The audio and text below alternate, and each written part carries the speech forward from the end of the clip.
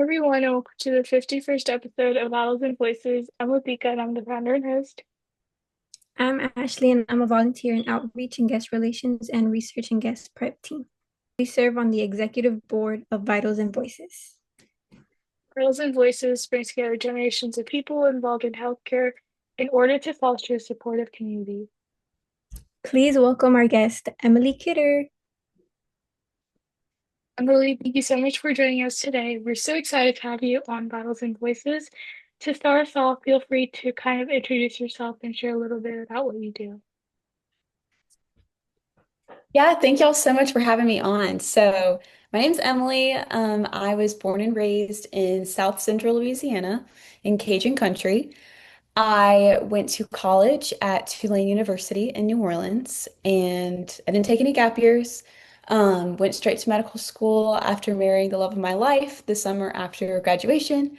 And then we moved here to North Louisiana, and I'm a first year medical student here. That's so nice to hear. So, what inspired you to enter the healthcare field, especially since you didn't come from a medical family? Yeah, so my parents were more on the business side of things. My mom's a marketer, my dad's a business owner. But growing up, a lot of my friends' parents were physicians. A lot of them were actually surgeons. So when I would go to their house for sleepovers or to hang out, and they would come in their scrubs and talk about their day, I was just super, super curious.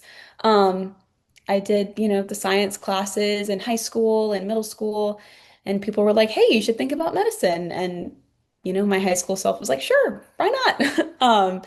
So my motivation and passion for medicine didn't really come until, in undergrad when I got more experience, but that first exposure was definitely my friends' parents. That's nice to hear. Love that. So you mentioned being drawn to the stories you heard from your friends' parents in medicine. What about those stories stood out to you early on? I don't know, I think it was just different than what my parents' jobs were, and hearing about how they were helping people and genuinely saving lives. Like I said, a lot of them were surgeons, and so one of my friend's parents is actually a general surgeon, and he would talk about like he would come to one of our tennis matches at the end of the day and be like, "Yeah, I saved someone from a gunshot wound today," and just very passively talking about how incredible their jobs were. And I was just so curious, like, oh my gosh, I want to do that. Um, so yeah, that's kind of it. Oh my gosh. Okay. So, once you reached high school and undergrad, how did experiences like volunteering, research, and medical mission trips shape your commitment to medicine?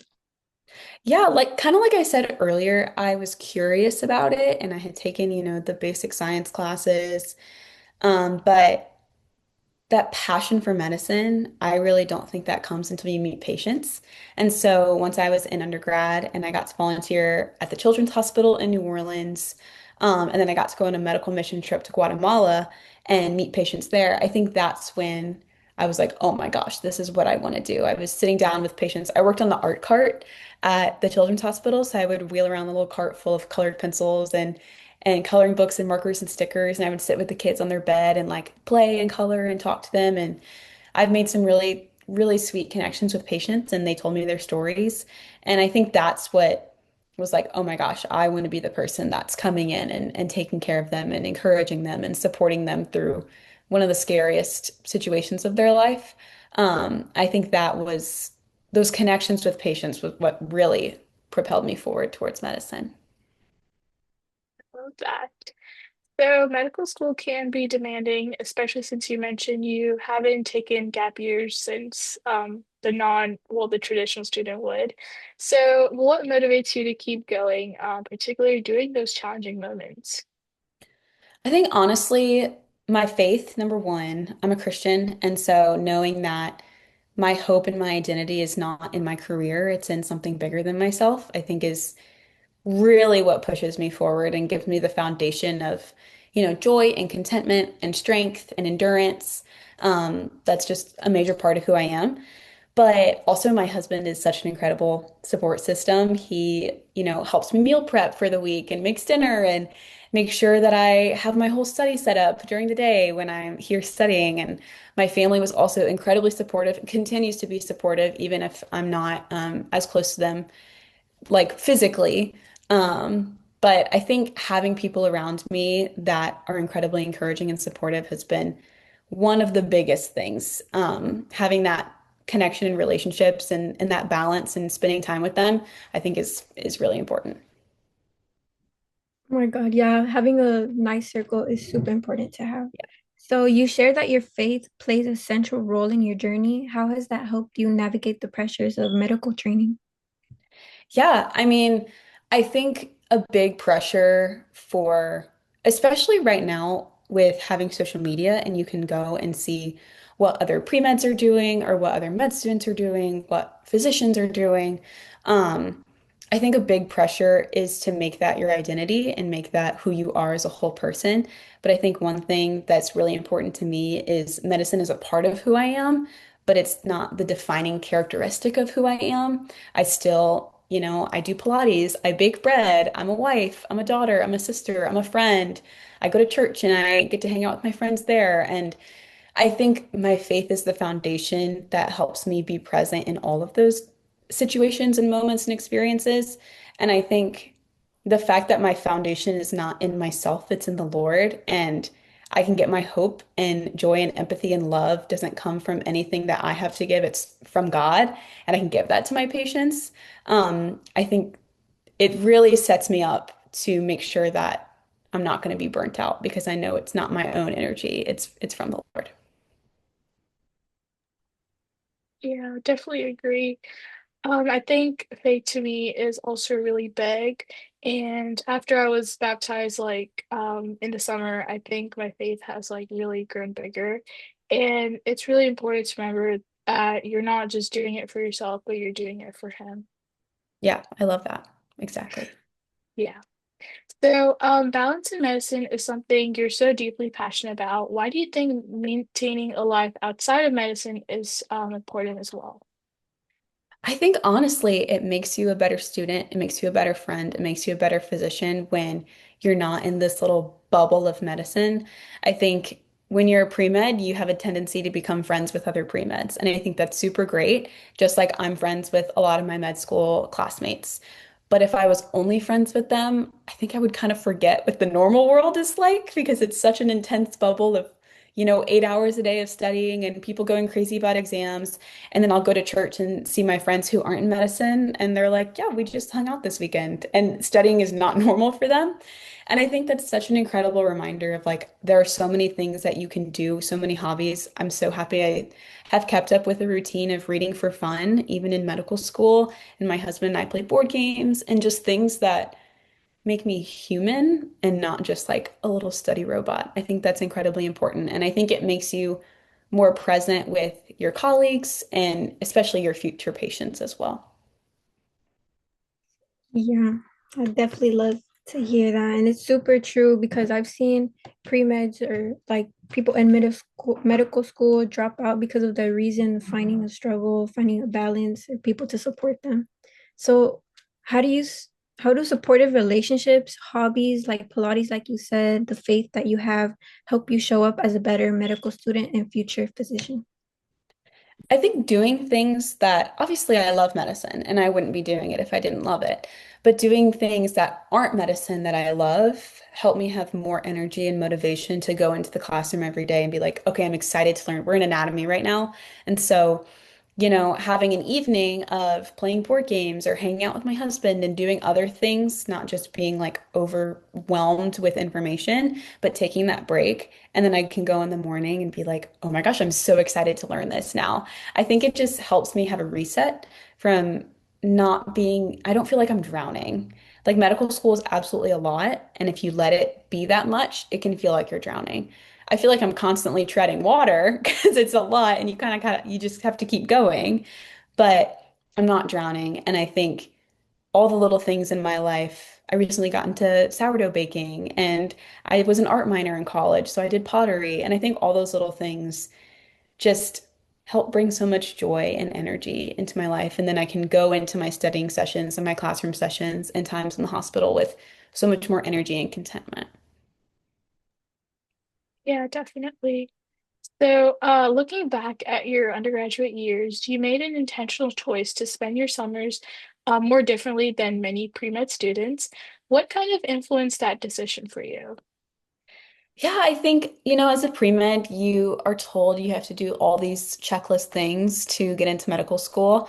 And I think some parts of the checklist are important, right? Like shadowing is important, meeting patients is important. But for me personally, I didn't want to spend my summers there's some really incredible pre-med research programs, or you can take summer classes to get ahead, things like that. I didn't want to spend my summers doing that. And so my first summer after freshman year, I did a musical and I met my husband. So thank God I did that because that changed my life. Um, then the next summer, I studied abroad in Sweden for a month and I got to travel Europe with my best friend. And I went to Guatemala on the missions trip that I talked about. And the next summer, I was a nanny for one of my favorite families back home and I did a musical. And I think honestly, those are the things I talked about most in my med school interviews. And that's not why I did them, but it's like part of who I am. And it's all these experiences that even though it's not medicine, it still taught me a lot of things. Being in Sweden, I got to learn about a whole other culture that handles busyness of life completely differently than we do in America. And it taught me a lot. And so I'm just so glad that I had those experiences that I can share with others and encourage other people like, hey, if you don't want to do a summer of research, you don't have to. If you want to and you have joy in that, then absolutely do that. That's just not what I wanted to do for my summers. Um, and I'm just really grateful that I did because I think it set a precedent for the kind of balance that I want to have in my life as a medical student, as a resident, as a physician, still making time to travel, to see family, to do things that bring me joy. Yeah, it's super impressive that you were able to find that balance like in undergrad and you knew that you wanted a certain like balance in your life because like you said, social media, everyone's research, shadowing, like in my mind, pre-med summers when you're in undergrad, it's like it's not even summer, it's just straight school, school, school, research, school. So you said you spent your summers performing in musicals, studying abroad, traveling, and serving on mission trips. How have those experiences shaped who you are today and a future physician? Yeah, kind of like I said, previously, I can touch on it again, but I think it set that precedent for like, this is what I want my life to look like. And like you said, I think when you look online, it's like this hustle culture of I need to do more and more and more so that I can get into that dream school. And I think that's incredible. And I think, power to you, but also I did more in other areas because, like, for example, I'm in medical school now. I try to stop my studying around 5 p.m. because that's when my husband gets off work. And so I'm like, okay, I want to spend my evenings with my husband.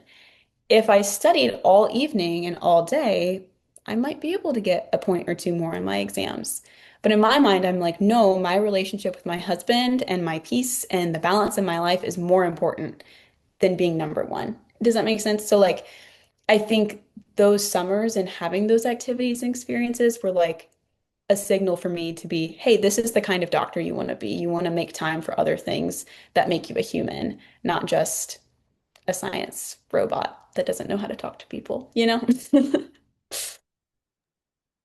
Yeah, I definitely agree. Life is always like so much more than just studying and then going to conferences. Yes, of course, those are valuable and they have a lot of you do have a lot of experience like learning from those, but definitely just going out, serving on mission trips, just traveling the world because you only have one life, so you gotta live it to the best. So yeah.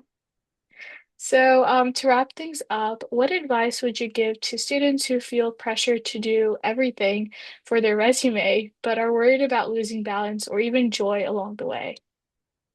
Yeah, I think that's such a tough question because that's like the key, right? Is to what can I do to build my resume, but I don't want my life to be a resume builder. You know what I mean? And like you said before, it's so hard. But I think one thing that I decided my freshman year of undergrad was, okay, I'm only going to do things that I'm passionate and joyful about. So when everyone at my college started getting involved in research, I didn't find a lab that I really wanted to be a part of. I am not really interested in wet lab research. And I knew that I wanted to do some sort of research, but I didn't know what kind. And so I just waited. I was like, I'm not going to get involved in something if I'm not passionate about it.